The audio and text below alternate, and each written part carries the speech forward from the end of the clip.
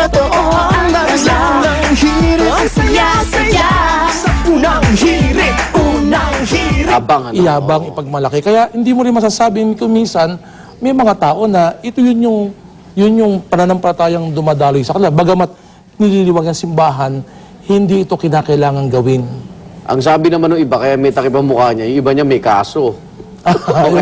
May kaso.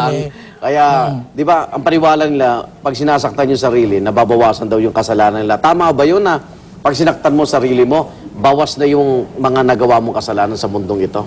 Hindi naman kasi ang Diyos ay mapagmahal. Ang Diyos natin ay Diyos ng pag-ibig. Ang hanap nga lang niya sa atin ay yung pagtitika ng kasalanan at pagbabagong buhay, yung conversion, pagbabalik loob. Kaya kung minsan yung iba, to the extent na pinakikita kasi minsan yung sobrang pagtitika ng kasalanan, sobrang masyadong sorry sa kanilang ginawang kasalanan, na kung minsan parang sinasaktan na yung sarili na yun nga ang akala nila, magiging paraan ito para matatawad. Pero kapatawaran Sinasabi para mapatatag yung pananampalataya mo, di ba may aral din sa atin nun na penance and prayer. Hanggang saan ba yung penance? Hindi naman umaabot na saktan mo yung sarili mo. Hindi. Okay. Actually, sa kumpisalan, kapag merong mabigat yung kasalanan, sabihin mo, ako bilang pare, sabihin ko, kaya mo bang gawin to? Okay. Kaya mo bang magpunta sa bahay ampunan para, for example, 1 oras makipaglaro ka sa mga bata? Okay. Kaya mo ba yon? Father, hindi ko po kaya. O sige, magbigay ka ng bigyan mo ng sandwich ang mga 10 bata sa kalye. Kaya mo ba yon? Kaya ko po yan, Father. So, may ganun ano ba yung nga, makakaya mo? Ano yung kaya mo? Kasi ang Diyos, dapat natin makita, ang Diyos, hindi siya naghahanap ng napakaraming bagay sa atin. Yun ang pagmamahal ng Diyos sa atin eh. Kaya nga si Jesus namatay sa krus. Yun dapat na tayo sana ang magbata. Yun dapat sana tayo maghirap. Atin yung kasalanan Atin natin. yun eh.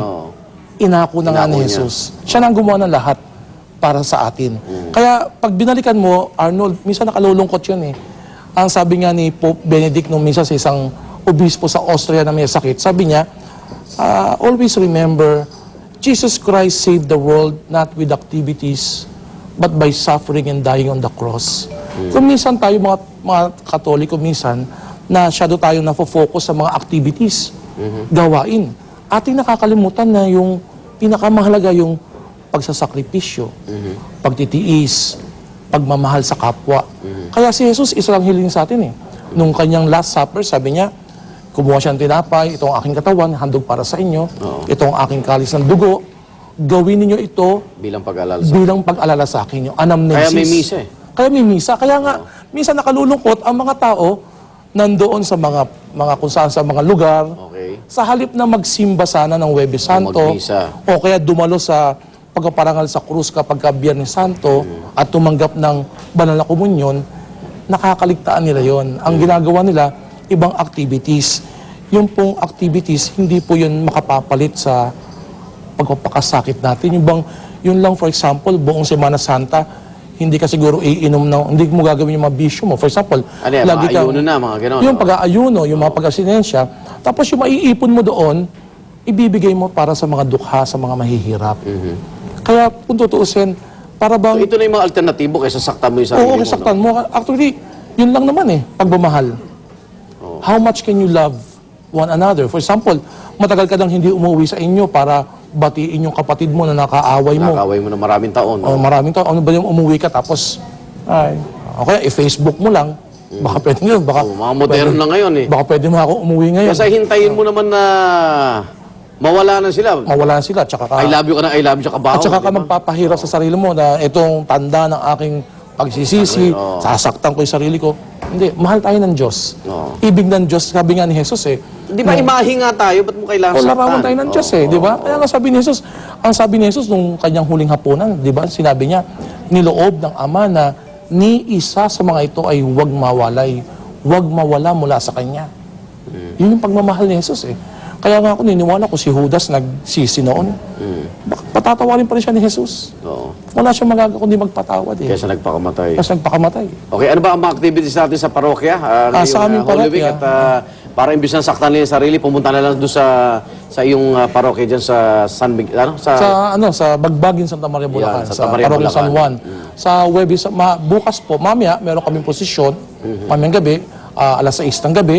Pagkatapos sa bukas, sa Merkules, bukas naman, meron kaming tenebre, yung dahan-dahan pagpatay ng mga kandila, pagdidilim ng simbahan. Pagkatapos noon ay Huwebes Santo, magsisimba kaming lahat mga pari doon sa katedral, alas 9 ang misa ng obispo. Sa gabi, ang aming banal na misa, alas 5 ng hapon, at may paghuhugas ng mga paa.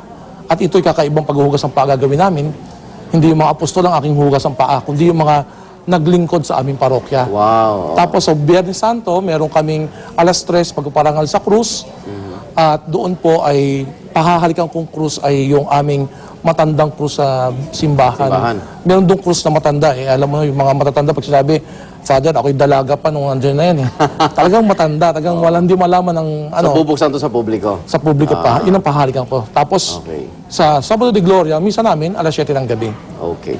At siyempre, Pasko ng Pagkabuhay. Okay. Father, maraming salamat at Father Welcome, Niglalog po. welcome.